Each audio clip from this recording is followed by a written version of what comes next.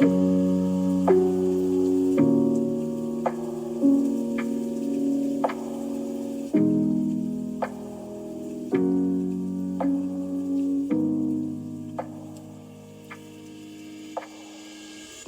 guys, welcome back to the channel. This is Jordan here, the Practical Pilgrim. And today I've got something a little bit different. It is December 1st, Sunday afternoon, and I am making Christmas presents. So every year I try to either do something leather or wood, just seeing how expensive things have become in order to get family and friends items. I've decided several years ago to try to make something for family and friends. And so this year I've come up with the idea of doing these leather valet trays, also known as a EDC dump tray. So these are super practical, pretty simple to make, and they're great for phone, wallet, keys, knife, random EDC items that you want to have just placed on your counter or by your bedside table, just to have a place kind of as a catch-all. And so I'm making a bunch of these. As you can see, I've already pre-cut a bunch of the templates of these trays. And so I've got over 20 of these cut out, ready to go. But today I wanted to show you just my process of making these leather valet trays. And so super simple. I'll keep the video short, but if you're thinking about making something like this for yourself or maybe for family or friends, then this will be a good video for you. All right, guys, so first step is making sure you've got the inventory. So you'll obviously need leather. So I love supporting a local leather shop of mine in Eugene, just about less than a mile from my house. So I get this bulk leather, big rolls of it, like supporting local as well as just getting great quality leather. So you'll need, obviously, leather.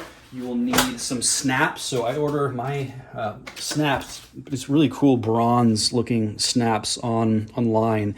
And these are great because they give you everything you need in this one box, to the tools included as well as the snaps to make sure everything's tight and clean. This is Harpton. They have obviously different types of finishes. So I like that bronze finish. The contrast with the leather really pops out. So you'll need the leather, the snaps, some kind of cutting surface. So I'm a big advocate of these cutting mats, the self-healing cutting mats. They're gridded out, so they're great to make sure when you're cutting these pieces, everything is cleanly cut. So obviously with that, you'll need a ruler. So I recommend getting something like a stainless steel Westcott ruler, as well as a cutting wheel. So I like the Fiskars one. These work super well to just ensure when you're cutting that on a ruler, that your edge is clean. It just makes it much easier than using a normal X-Acto knife. But I do use an X-Acto knife. I like the X-Acto knives for my corners. So when you're cutting these corners, using the roller one would be much more difficult. So I like the X-Acto because I can be X-Acto on the corner. Recommend getting something like that. This is just the X-Acto gripster. Also, for punching your holes, I have just like a heavy duty rubber mat that I like. Instead of punching my holes into my craft mat, it just, over time, I've got some indentation here from other leather projects, but it's just pretty damaging on your mat. Even though it's self-healing, it still can break it up. So a hard rubber surface like this works well. All right, stage 2 is cutting leather into square pieces. So again, when you start with that bulk roll, it just depends on what size of tray you want. The one that I showed you at the beginning, this one here is 11 by 11. So what I've done is I began cutting a bunch of that leather into these templates, obviously. But I just measured everything at 11 inches on my grid mat here, and I cut everything clean, squared. So I just had square 11 by 11 inch pieces. And then you obviously have to cut corners, good corners. So I did come up with this jig, get something to cut a clean corner on that.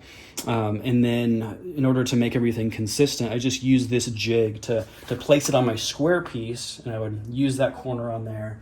And then I would use my X-Acto just to go around this nice and slow and be a clean cut until that little corner piece comes right off. So we'll use that to cut those corners off of it, and then we'll get to punching holes next. All right, for stage 3, I use that same template as I did for the rounded corners, that jig that I created.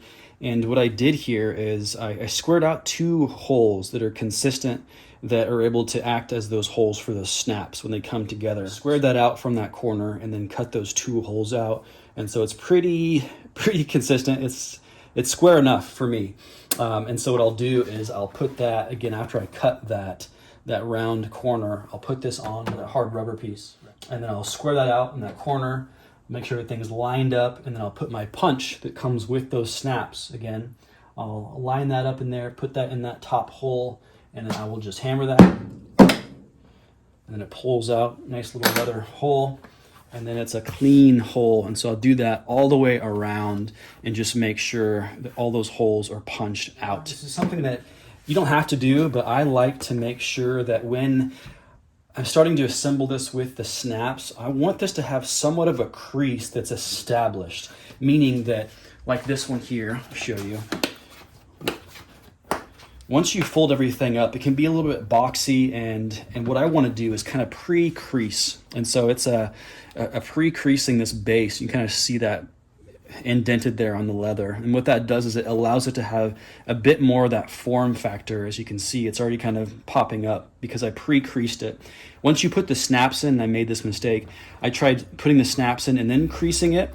But when you're creasing it there, it can overlap on the snaps a little bit and cause them to buckle. And so I think pre-creasing it before you get to the snaps is the way to go. So how I do that is I just kind of line this up like this, probably a ½ an inch from that hole there is I will crease it like this, and I will just hammer around the side, and I will make my way all the way around. What that'll do, again, it'll start to lift that up and pre-crease it, so when you have everything punched in and those snaps in there, it already begins to hold that form. The final stage or step here to the valet tray is, after I've creased everything out, is I'm going to use the snap set here. And so I already showed you with the hole punch and that jig.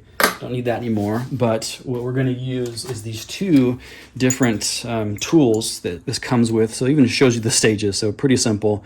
I cut the hole already. Now we have the male and female on the one side of the snap.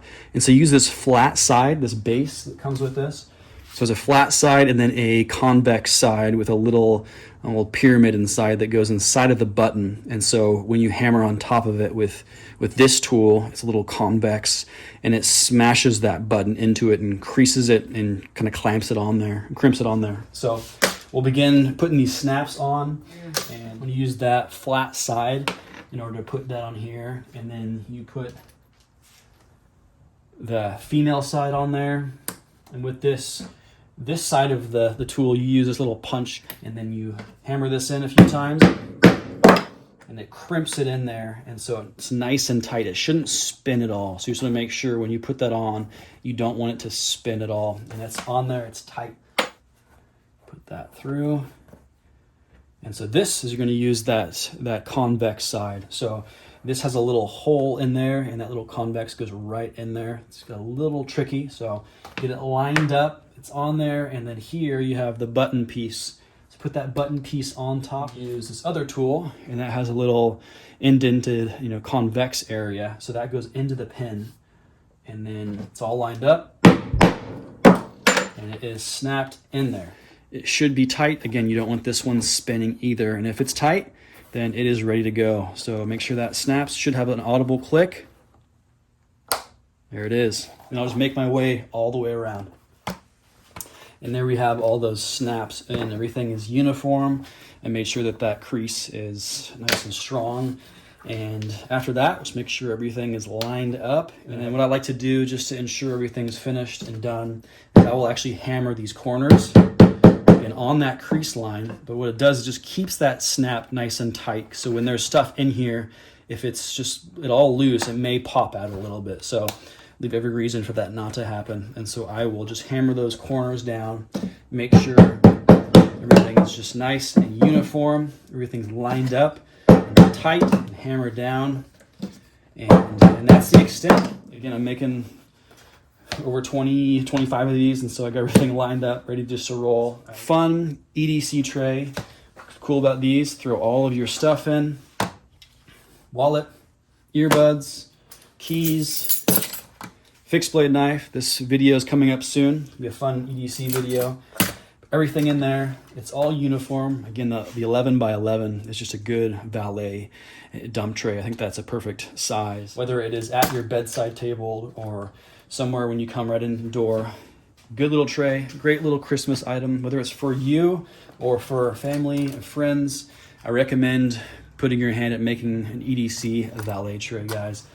Thank you for watching today. If you haven't, subscribe, like the video. Appreciate it a lot, and I look forward to some more content coming soon. Happy December, everybody. Hope you have a wonderful Christmas, and until next time, peace.